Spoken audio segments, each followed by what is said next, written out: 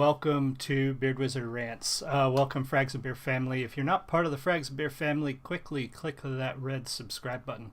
Help us get to 1,000 by the end of the year. I'd really appreciate it. So this is sort of a new show. I used to do live sort of news update streams like this under Frags Beer Radio or something like that. I haven't done that in a while, and I figured maybe a fresh start would kind of spur me to do more of these. Also, pardon the mess behind me, my office in desperate need of being cleaned. So I will be getting on that soon. Anyway, thank you so much for joining me. If you're here from other shows that I do, thank you. If you haven't checked out Beard Wizard Reviews, any of my game streams, all that, please go check those out. I would appreciate it. Also, take a look at the ways to support the channel in the video description below, including Geek Grind Coffee, our merch store where you can get your very own Frags and Beer merchandise, and check out thebeardstruggle.com where you can get the same beard products I use. Now, if you are in the live stream, say hi. If you are watching the recording, leave me a comment. Let me know what you think. So what we're talking about today is the recent changes. Well, I guess not recent. I'm going to go into why it's not recent and why it shouldn't be surprising. But the changes that recently went out from Wizards of the Coast about Dungeons and Dragons. And before we jump into the toxicity of the new fandom, the bullies, and all of that, I want to first talk up to those people who are upset about this. I get it. I understand. I am not wanting to downplay people who have watched something that they grew up with or fell in love with change so dramatically. I get it. I've been a gamer since I was 14 years old. I started with Dungeons & Dragons with the first edition in basic sets, and then moved on into second edition and third edition. One of the things that I want to say is you shouldn't be surprised. If you are new to D&D and you fell in love with D&D after 2008, I kind of get it. I get being pulled into the game and enjoying role-playing and that being the game that you latched onto, and now you're watching it change into something else. But for those of us like me and those of us who are older, this should have been your clue right here. This should have been your clue.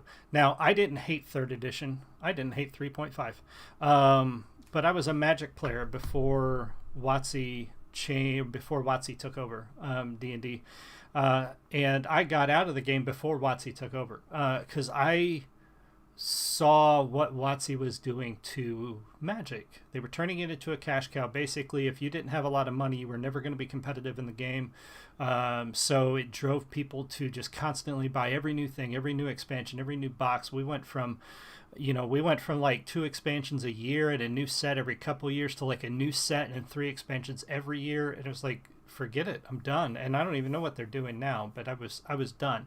So when WotC bought D&D, at first I was like, okay, well, here's a big company that can save an obviously failing company and a game that I love, that I fell in love with. It was a huge part of my life.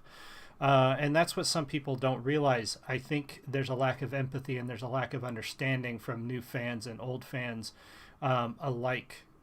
That are not considering the fact that this hobby becomes a large part of our lives. It becomes something that we do sometimes weekly. If we're lucky, some people do it more often than that. So it becomes a large part of what you do, just like anything else, just like any other hobby that you enjoy. But when 3.0 came out, I thought, okay, new company, new version, let's see what they do. And then 3.5 came out, and I thought, all right, well, they're fixing some things. And then 4 came, and that's when I really realized, like, that's when I saw it. And what actually I guess you would say the straw or the light that went off, ding, was about the same time 4th edition came out. So was Paizo putting out Pathfinder. Now, Paizo used to be the company that helped do Dragon Magazine and stuff for TSR. So Paizo's been around a long time, and they're very familiar with the old school fans and old school Dungeons and Dragons. So when 4th edition was coming out, Paizo said, hey, some people really like 3.5 and they want to stay on it. So they basically took over. They took the reins and they took that torch and ran with it. But again, the real light that went off for me was when the conversion books came out for people who wanted to convert from 3.5 to 4 for D&D. You could buy like a $40 conversion book to help you convert your characters from one version to the other. It could convert your campaigns, everything. It was going to explain how to make a 3.5 campaign, basically a 4th edition campaign. Paizo put out a similar book, how to convert your 3.5 character to the new Pathfinder D20 system. That book was free. That's when it said to me that there's one company. They both care about money. Obviously, they're a business. They need to make money. Otherwise, they can't do what they do. So at the end of the day, making money is a large motivator of all of these businesses. But one company cared about money and the fans. One company cared about money. And there's a huge difference there. And that should have been your clue. So nobody today should be surprised. Unless, again, you were never started. Like some of you young people don't remember that. So you may not know that. So that we shouldn't be surprised by this. I get being upset by this. But what I think drives me the most crazy about this whole thing is the responses to it. And yes, some of the people who are upset about this are being a little bit hostile, a lot hostile. Some are very toxic about it. But the response has also been very toxic, and I think that response has been fostered and driven by the things that Wizards of the Coast has said. And I'm going to give you some examples of that, and we're going to talk about a few things. But at the very core of this, I think it's a vast misunderstanding of D&D, of the lore, of how D&D works, of how alignment works, because that's one of the big cruxes, is they're taking out inherent alignment. I would argue there's never been any such thing as inherent alignment, except among undead, aberrations, things like that. Things that aren't born, things that are created, things that are not part of this world, essentially, if that makes sense to you. So, but the big one everybody's hanging up on are orcs and drow. Orcs and drow, oh, they were inherently evil, and that's bad because somehow that's racist, which I'm sorry, but if you equate fantasy races with real life minorities, I don't think the problem is anybody else. So you may want to take a look at that, and you may want to examine that in your own time. But again, it's based on a fundamental misunderstanding of how alignment works in the monster races. So we're going to give you a little education. Most of you know this. If you're watching this, you probably know this already, but you may not. Some of you newer fans, I don't know if the new versions have this terminology or this language in them. I hope so. I hope they didn't get rid of something that's very fundamental to the structure of the morality and cosmology of this game. So, and I don't have an older version with this term in it. I wish I did. A lot of my older books have disappeared. I am slowly rebuilding my old collection, but I am vastly under represented in the older books for some of the stuff that I need. But going back to 3, this version, I think this is not 3.5. In here, they have a passage that's very important when it comes to monster alignment that will set the stage for why I think this is a huge misunderstanding. First of all, alignment. The entry in this monster manual, the entries given for alignment the creature is most likely to have. Every entry includes a qualifier that indicates how broadly that alignment applies to the species as a whole. Species. I think we need to get rid of the idea that these are races. Race was just an easy term for people to understand. But orcs and drow are not different races of the same species. They're different species. D&D has always used race and species interchangeably. So it is not inherently racist to think that a different species behaves differently than another, any more than it's racist to think that dolphins are different than humans. They're different species. They have different instincts, they have different drives, they have different societies, they have different behavior, they have different DNA. They are different. So the idea that species are different is not racist.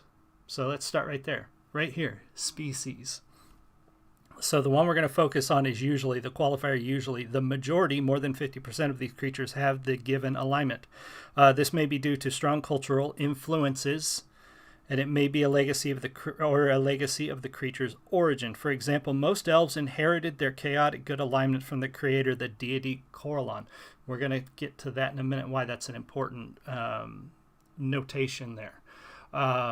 Now, if you look at the orc entry, if you look at the goblin entry, if you look at the basically any humanoid race entry, any race that's derived from a bipedal human-like creature, they're almost always listed as usually. Drow are usually lawful evil. Orcs are usually lawful evil. That doesn't mean they're inherently. They weren't born that way. Societal influences, or because of the way they were created, or because of their faith or their cultural, societal, whatever. Not inherent. They weren't born that way. That goes back to an interesting conundrum about what does the paladin do when you invade a goblin cave and you find a bunch of goblin children. Well, if the paladin kills the goblin children, he is going to lose his powers because they're not born evil. So the word inherently comes from an inherent misunderstanding of how this works. And I think that's bred partially by what Wizards of the Coast have said. And I think it's also born from their own ignorance of their own designed game. So one thing that I wanted to show, and hopefully I get these right. Okay, so there is this, and I don't know if you guys can read it very well. I'm going to try to zoom in, but I'm also going to read it to you. So this goes to, I think part of it is also an inherent misunderstanding of the game that Wizards of the Coast has inherited from TSR. The people who are currently running this company apparently do not understand the game that they are designing. So the next text replaces a description. This is some errata. The next text replaces a description that confused the culture of Menza Berenzan, a city in the grip of Lulth's cult in the Forgotten Realms, with Drow themselves. The new text more accurately describes the place of Drow in the D&D multiverse and correctly situates them among the other branches of the elf family, each of which was shaped by an environment in the earliest days of the multiverse. Forests for wood elves, places of ancient magic and material for the high elves, oceans for sea, etc., etc., and the Underdark. Drow are united by an ancestral connection to the Underdark. Wrong. Not by a worship of Lolth. Wrong. A god some of them have never heard of. Wrong. Okay, so first of all, let's assume that's right. If Drow are not evil because they aren't influenced by Lolth, then are elves inherently good because they're influenced by Corellon? Can't have both. It's one or the other. They either all are the same way or they're not. But this statement is wrong.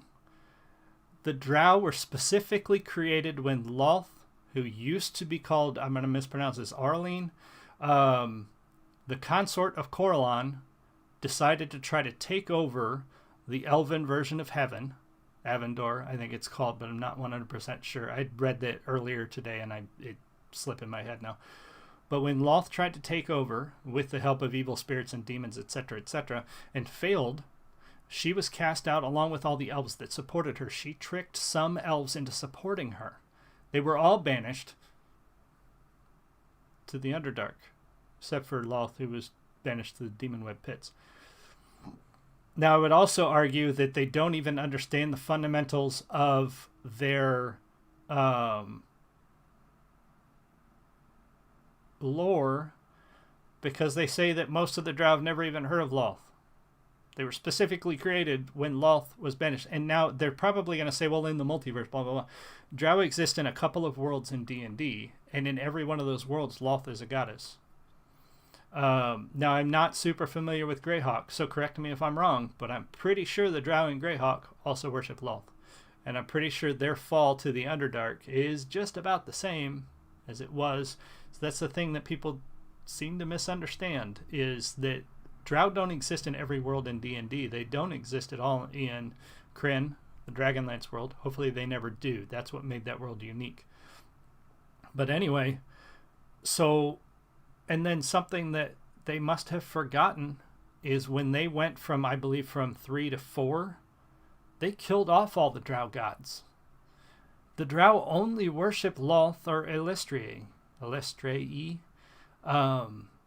So how can they not know about her if that's the only deity available to the drow in the first place? So a fundamental misunderstanding of the lore. That's where I think it comes from. Now, I think that the toxicity and the bullying and the response to this, and what makes most older gamers mad, is the way it's being framed. It's not being framed that we're improving the lore because we think this is the direction for it to go. It's being framed as if the old stuff is racist, and if you like it, you're a racist and you're a bad person. That's how it's being framed. And I think that's the problem most older gamers have. Most of us do not give a crap about a lot of this stuff. Most of us don't even, I mean, I haven't been paying attention to Wizards of the Coast for a long time now. But I'm seeing how people who I do care about and know are being treated by this change, by the people who like this change. Welcome, Pug. And that bothers me. And I think that goes back to what Wizards of the Coast said, first of all. So they put a disclaimer in some of their books. Online, we recognize that some of the legacy content available on this website does not reflect the values of the Dungeons & Dragons franchise today. Some older content may reflect ethnic, racial, or gender prejudice that are commonplace in American society at the time. These depictions were wrong then and are wrong today. This content is presented as it was originally created because to do otherwise would be the same as claiming these prejudices never existed. Dungeons & Dragons teaches that diversity is a strength, and we strive to make our D&D products as welcoming and inclusive as possible. Okay, so the reason that bothers me is because they are implying that the creators of D&D were not aware that society had problems, and that they did not create a world in which people would play heroes who were the exceptions to the rule and overcome those problems. I am quite certain that most fantasy authors of the 60s and 70s and 80s, and maybe even earlier, were visionaries and were progressive and believed that they wanted to present, here is a world that is similar to ours because it's full of dark and bad things. And then here's a group of people, or a hero, or 3 hero, whatever, who are fighting against those bad things. This implies that those people didn't even accept that. This implies that Gary Gygax and his team were just a bunch of racist, misogynist bastards who created a game to somehow act out those fantasies that they had. And I vehemently disagree with that. I think that's garbage. But I think that lays the foundation for what we're seeing now as a response to this. This says that old fans and people who like the old game like racism, and they like sexism, and they like all those bad things. This fundamentally unable to disconnect fiction from reality. But that lays the groundwork. So I think ultimately what we're about to see, what I'm about to, highlight, is the fault of Wizards of the Coast and their initial response to the old versions, the old topics, the old material. And again, yes, those games, that lore, those old stories did have racism, sexism, slavery, all those bad things in them, to highlight that those things are bad. There is nowhere in any, I challenge anybody to find me an old D&D book in which they try to tell you as the reader or the player that these things are good or acceptable. It doesn't. It presents all of these things as bad things for your heroes to fight against. So the idea that somehow the old material is bad because those things that exist in it is fundamentally flawed, and that's where a lot of this comes from. So the response to this change, the response to Wizards of the Coast errata, the response to people being upset with that is I believe, fed by that idea that Wizards put out there that somehow old fans are basically a bunch of racist, misogynist assholes. So what you're seeing now is responses like and I pulled these from Twitter this morning. You can go search, look up the WotC hashtag, look up the D&D hashtag. You're going to find tons more. I just pulled a few examples, and I want to state this with a caveat. Not all new fans of the game are like this. I personally know many people who like 5th edition. Not like these people, but this response is what's causing a lot of older fans to be upset. There's no reason they shouldn't be upset, because this kind of thing. So this one, unimaginative neckbeards getting bent about D&D becoming more inclusive and less racist. Fundamentally flawed right there. It is not more inclusive to exclude people, and it's not less racist to take out things that were not racist to begin with. Changes will always be my favorite fucking thing. Dry up. Right there. This term, neckbeard, this is a bullying term that's used by people to treat other people like crap. Hey, a pug, welcome back. Can you hear me? Hopefully. Hopefully I haven't been recording this whole thing the whole time silent. And then this one. WotC. Hey, we're fixing some lore that's a bit problematic. It's not. Shitty people. So we're shitty people if we, oh no, we can't be racist anymore. See, this goes back to right away the response is, oh, okay, that's what you're saying. Pug, I know Pug plays 5th edition. He is not like this. Oh no, we can't be racist anymore. It's not racist in the first place to want your fantasy stories to have the bad things for your heroes to fight about. That doesn't make you a racist. You want your heroes to go fight the bad things in the world. Some of those bad things are racists, are sexists, are slavers, are people who eat children. If you cut those things out of your world, what are your heroes fighting against? Why? What's the point? Almost must have missed the first time I was dealing with dogs. Oh, no worries, man. Here's another one. WotC, we're removing racial alignments because it gives players more creative freedom. You already had the creative freedom. They didn't need to remove alignment for you to have the creative freedom. If you have no imagination to create a player character that does not follow the alignment norms of the race that they are part of, then you don't need a company to say, hey, you don't have to do that. You can do whatever you want. There's no creativity in Wizards of the Coast spoon-feeding you how to play their game. That's not creative. I'm sorry to tell you, but you're essentially playing a board game. Normal people, cool, because it's the weirdos who don't think this is okay. Cool, been ignoring the alignment thing for years now. Great, if you've been ignoring alignment, you've been doing it right. If you don't like alignment, ignore it. You don't need Wizards of the Coast to tell you it's okay to ignore alignment. If you need that, I'm sorry, but you're not the creative one in this situation here. Weirdos. No, it's illegal and punishable by blah, blah, blah. Bunch of straw man right here. Again, bullying language that's been used for years against people like me and other people who play games. We've been called weirdos. We've been called nerds. We've been called this and that. So who's the bullies now? Who have become the villains in this story? How people have trouble following alignment in general. Yeah, Pug, I would agree. Alignment is an extremely confusing thing. I've written a couple pieces on it. I think it's explained well when you broaden the lore into things like the Book of Exalted Deeds and other things. Alignment is generally a confusing thing that's been explained, and people debate and talk about it. At the core of it, it is hard to explain morality. So they've done the best they can, and there's a lot of confusion, there's a lot of misinformation, there's a lot of people out there that half-ass it. At the end of the day, as long as all the people at your table are having fun, good job, you're doing the right thing.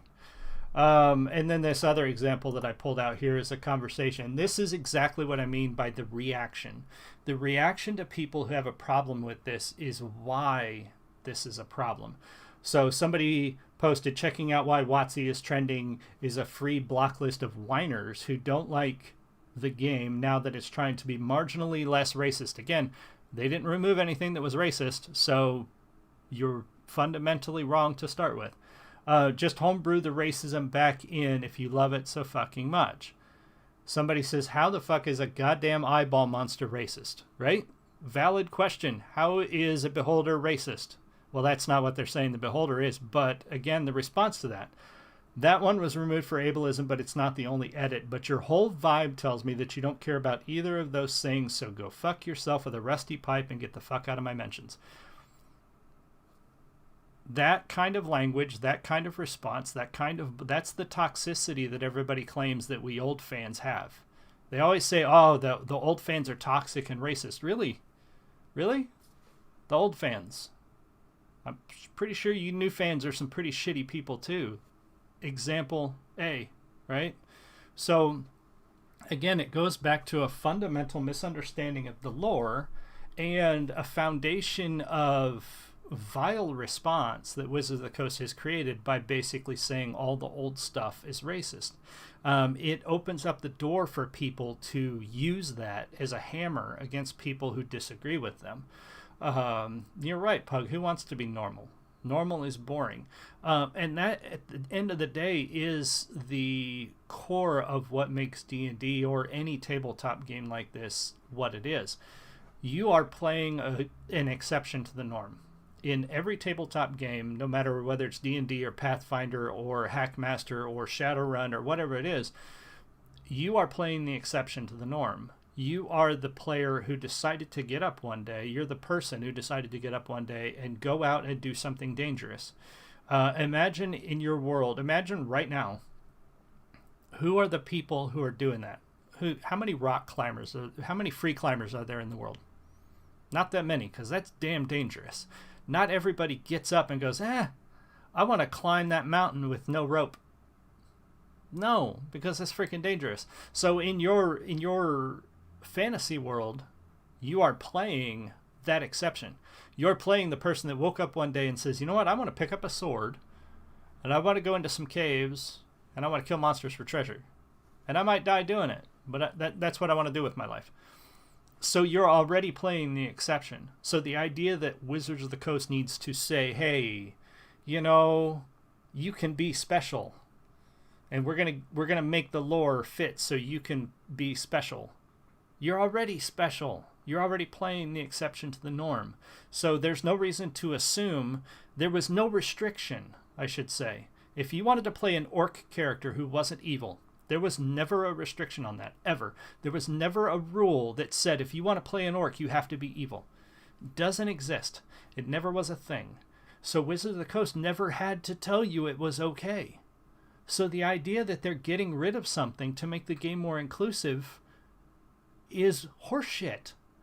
There was never anything to keep you from doing that in the first place. I have been playing this game for 30 years. I have had players want to play orcs. I played a Draconian one time. I've played a Tiefling Paladin who was not your standard freaking fluffy whatever horseshit Tiefling that everybody likes to play.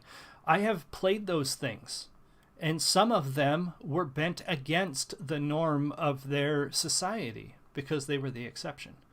And there was never a time where anybody told me, hey, you can't do that. It's right here in the book. You can't do that. Because it's not a thing. Wizards of the Coast did not get rid of anything to make the game more inclusive for you. They just got rid of things. And the big problem, and correct me if I'm wrong, is this time they got rid of those things out of digital copies of books people already bought.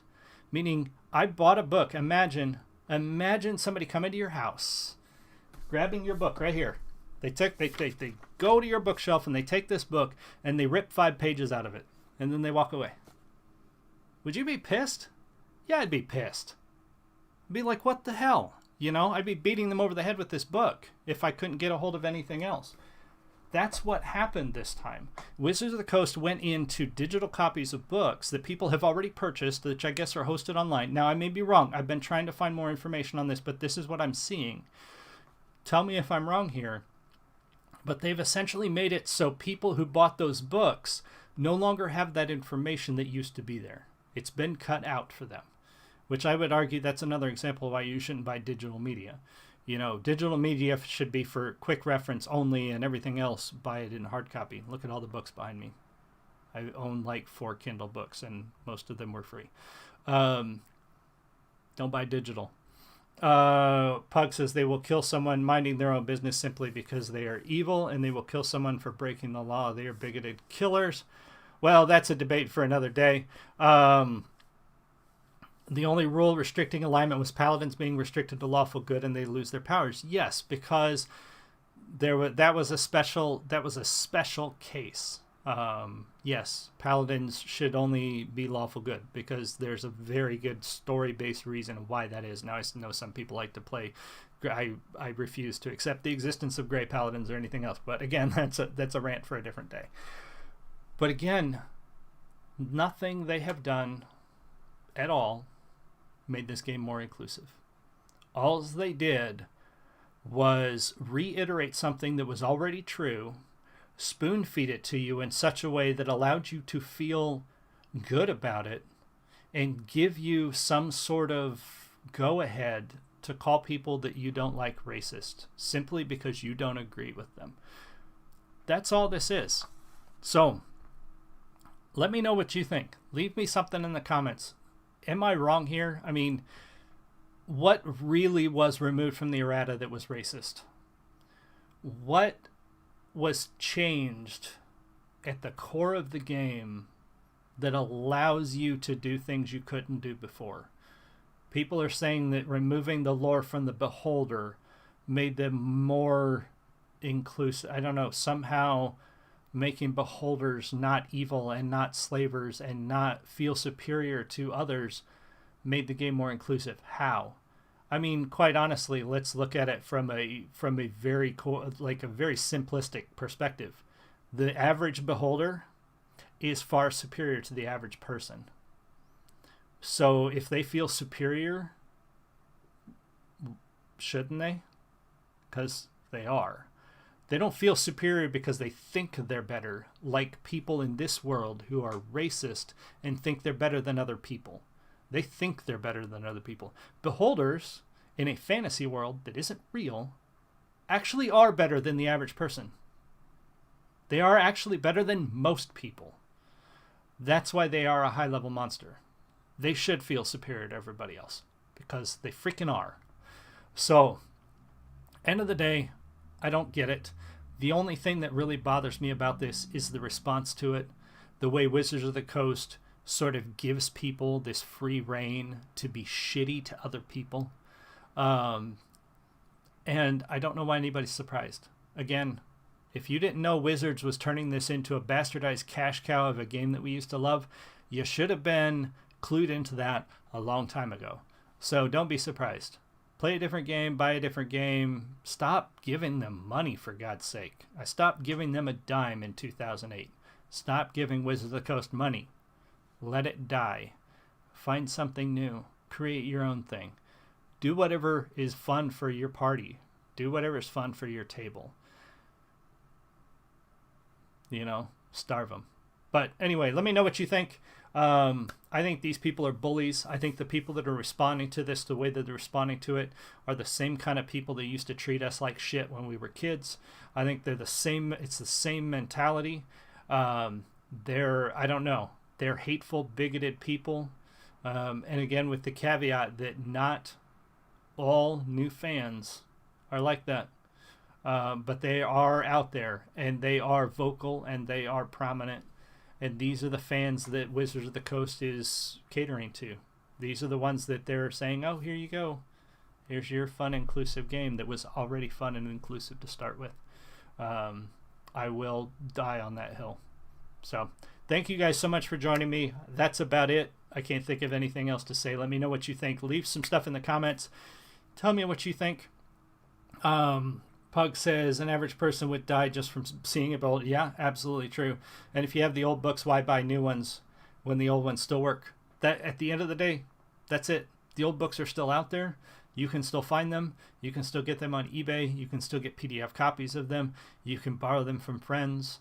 The old stuff's still out there. Stop giving them money. Stop spending money on Wizards of the Coast. Thank you guys so much. I will see you again soon with more stuff today. We got Beard Wizard reviews coming up with a new band. We're going to have some gaming. And let me know what you think. Drop me some comments. Click that red button. I will see you all again soon. Thank you.